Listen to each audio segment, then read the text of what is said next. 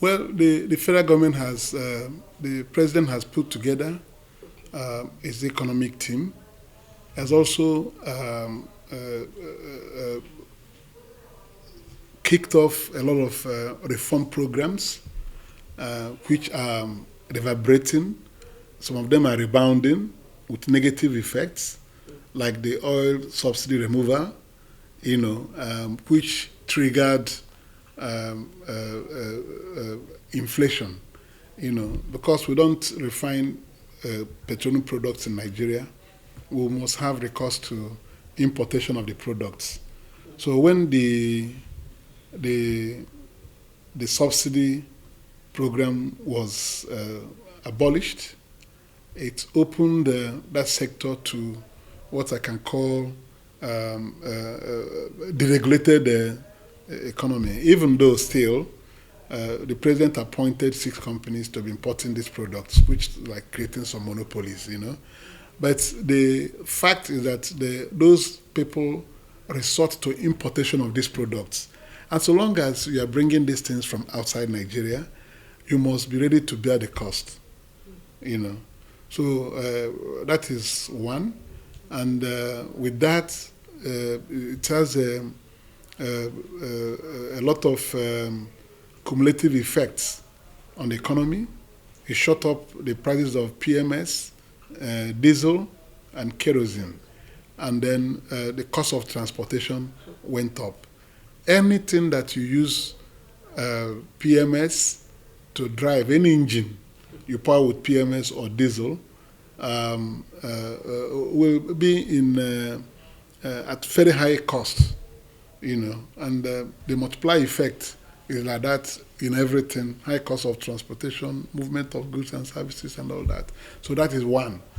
Then the other thing is the fragile nature of our economy. Our economy is not sufficiently production economy. We rely so much on only the sale of crude oil. It's only when we sell crude oil that we earn money. We are not, with our production base, is not diversified. The agriculture that would have been a gold mine of some sort is not properly funded. So we're not producing. And when you don't produce enough, you don't have anything to export. You don't have anything to export. When you don't produce enough, even for your local consumption, you cannot export. It's only when you are able to produce these things in large quantities, first of all, you satisfy the local needs for these things, and then export the excess. When you export the excess, you earn dollars, or foreign exchange in any currency.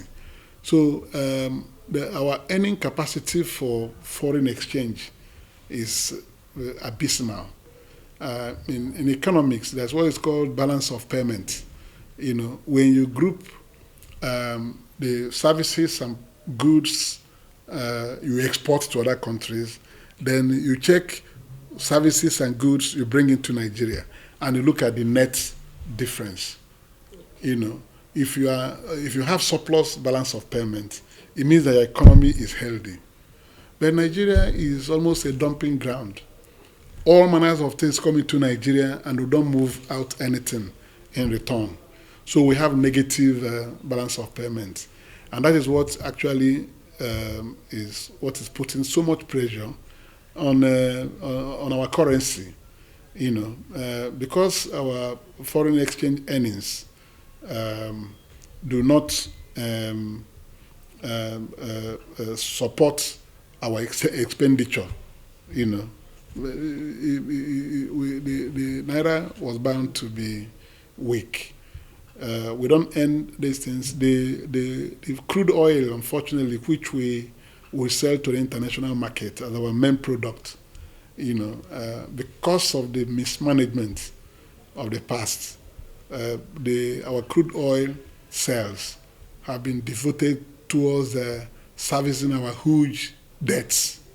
We've borrowed so much money in the past, And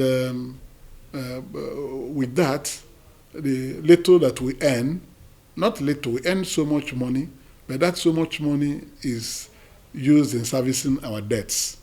So we don't have anything. There was a time that government of Nigeria was borrowing money, like you're asking somebody, "How are you?" They borrow money to pay salaries. They borrow money to service their debts. So all these things combined to bring the economy down. And this administration is just less than 1 year old. By May, it will be 1 year. So that is why there is crisis everywhere. The government that came in inherited so much distress in the economy. So they are trying all combinations to see how to steer the ship of state on a steady course. So, and it has led to bruising of people and so many business arrangements and enterprises. So, as to what the government will do, I think the government is on a good start in the sense that we're beginning to see a rejig in the policies of government, the physical policies. I'm an estate surveyor and valuer, and what I'm telling you is things I learned from elementary economics. But I know that being in the Senate here, we've had occasion to invite the governor of the central bank. We've had cause to invite the Minister of Finance and coordinating Minister of the Economy. They are all coming before us, and we've been exchanging ideas, asking questions, and they've been answering. So I think the governor of the central bank and his team are doing everything to restructure the fiscal policies. Things that will cut or rather try to freeze those actions that have tended to expose the economy of Nigeria to very great vulnerability. And it will take time for some of these things to yield the right result being expected.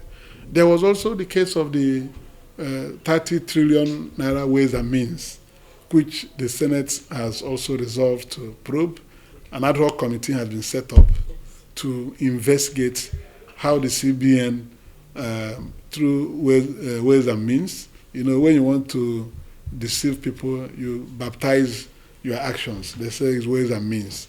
Money was printed and given to people without approval from the National Assembly, without any backup. The economies before, the amount of money you will print will depend on the size of your gold bars, which you have, gold reserve, that will provide support to the amount of money you have in circulation. So that if something goes wrong, you sell the gold bars. But when you start printing money without anything backing it up, you are creating immediate inflation in the system. So the 30 trillion naira which they gave out as loans to federal government to various programs are also hanging like that, and the money is in circulation. So people who have 30 trillion, those who are in the position of tranches of this 30 trillion naira, can buy dollar any amount. If you have 50 billion naira in your account and your naira doesn't have value again, you will be prepared to buy $1, 10,000 naira, because after all, that's money you got from no justifiable means. So that's why the Senate said they will investigate it, and the ad hoc committee has been constituted. On Monday, the Senate President inaugurated that committee. I'm a member of the committee, so I won't say much about that. But there is need to look at it. When the report of the Joint Committee on Finance and Banking, Insurance and other financial institutions brought a report, I was one of those who questioned why should Nigeria be there and be put in a trance and they don't have any way to walk out of it. Let us know how these things came about so that we'll know the ones to accept and the ones to reject. Because if something was illegally done, it cannot be binding forever. There must be need to review, because I said an unexamined life is not worth living. We want to know how that accumulated and see how the country can get a reprieve from the circumstance so that the economy can be freed. I made a poser. If government of Nigeria printed naira, recklessly and pushed into the economy, and you say that there are debts to pay, who is paying who? The Central Bank of Nigeria is Nigeria, so trying to insist on certain actions, we need to know exactly what has happened. So that is what is going on. So generally speaking, and in summary, the economy is down for a number of reasons. I've alluded to some of them, but the critical thing is that there must be a change in the things we do. We must put things in reverse. We cannot allow things to be on the speed lane, and the end will be crash. So we must look at those things and begin to see how we can retrieve our steps from the missteps of previous managers of the economy. So one thing that is ennobling is that today questions are now being asked. People are now concerned. People are now beginning to look at how we got to this sorry pass. What are we going to do to bring ourselves out of the web, or we found ourselves. So, but it's something that requires patience by all and sundry. We need to be patient with the process. Yes, it is hurting and biting. We will complain, but it's hurting everybody. So we must be careful that we don't allow everything to collapse. That hope that things will get better someday must be there, so that no matter how biting it is, we should be prepared to absorb the pains and follow to see if the policies of government and actions of government will be able to pull us through. I don't think that mob action will solve the problem, because the things are beyond ordinary intervention. You understand? So we go on is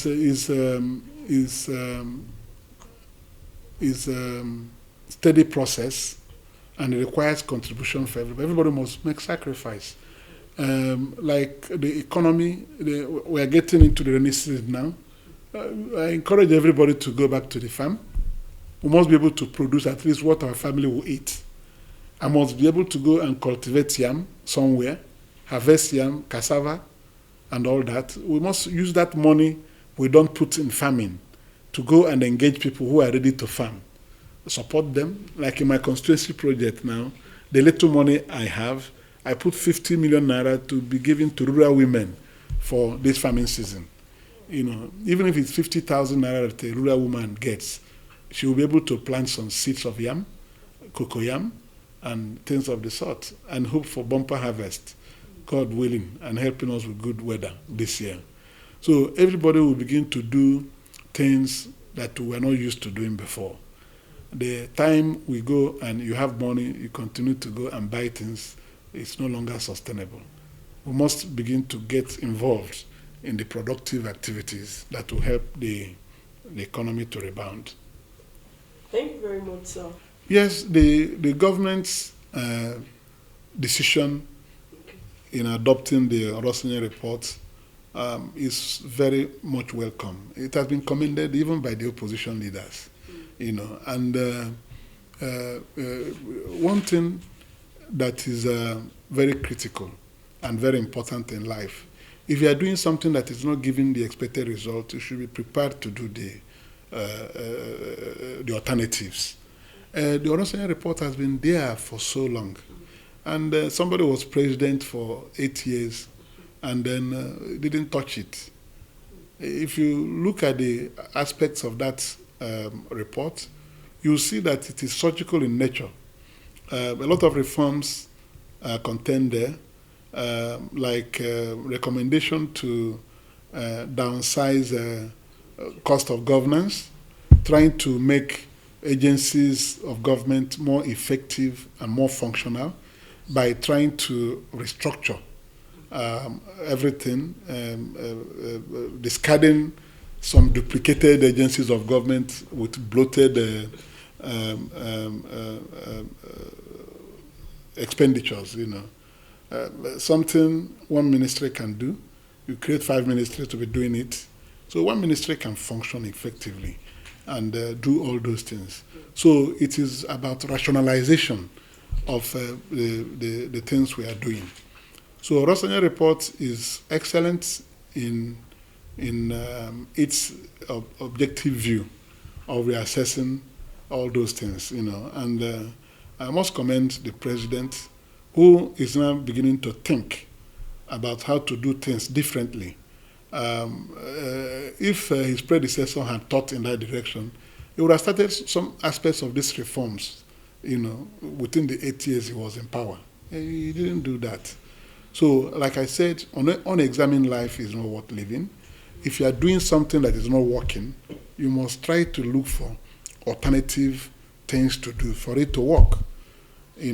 So we believe that our civil service will be made to be more effective and more functional, target oriented and driven, so that those who, even though they're not saying they're not going to disengage anybody, that cannot be correct.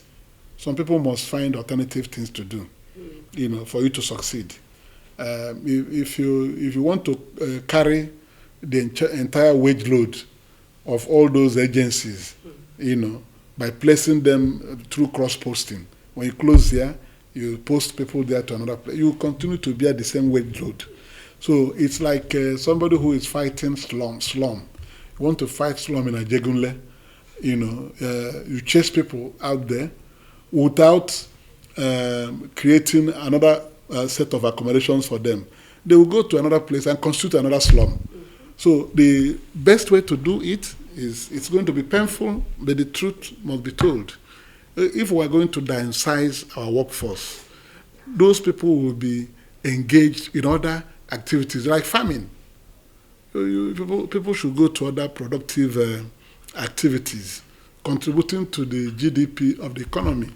A white-collar job is good, but it has to be for the people that government needs to be able to function effectively. Employment is not only by civil service. Yeah, you can be self-employed.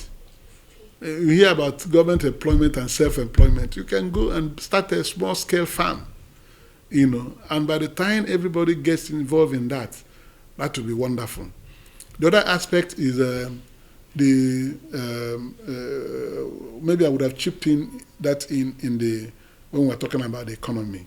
The small and medium-scale enterprises, SMEs, are the engine rooms of any economy that has survived.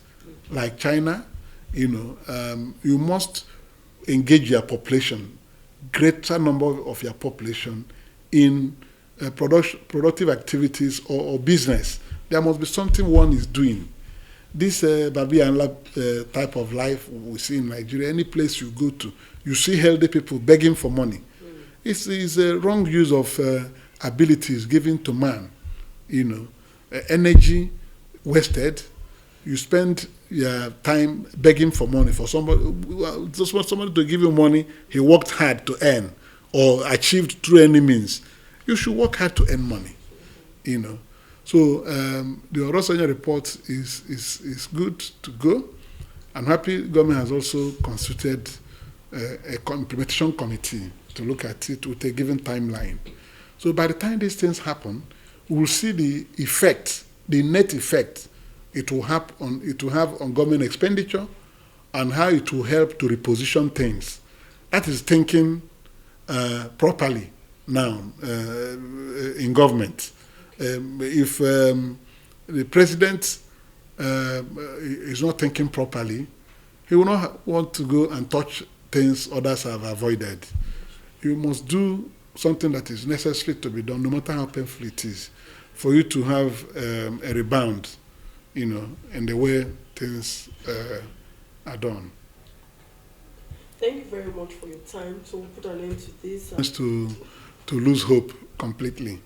We are here in the National Assembly, and we are doing everything to support the government, because it's not about any political consideration.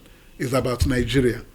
Anything the government of Nigeria wants to do to pull us out of the brink, all of us here are committed to it. That is why every time executive communication, the Senate President will read requests from the President and will readily give those approvals to see if he will be able to arrest the drift in the economy. This is not time for opposition. Opposition is good, but it has to be constructive. So we are looking at how to clear the mess in Nigeria. And it's only when Nigeria survives that everybody will hope to benefit from it. If things continue nosediving the way it is, very soon there will be wreckage. We are battling insecurity. Insecurity has worsened the situation in Nigeria, because in all the zones where we have good number of people in farming, people are no longer safe to go to the farms. So all of them continue to add to the shortage in the food supply in Nigeria. So our problems are multifaceted, and it requires both prayers and cooperation of the citizens. And we appeal to people who are doing this, both kidnappings and killings, to stop. Because they will get this thing to a level where they will also be consumed. Let them think about how to give peace a chance in Nigeria, so that people will have the confidence to get back to productive activities to help grow our economy again. So I pray that we have a change of mind in many things that we do, and then hope for the best.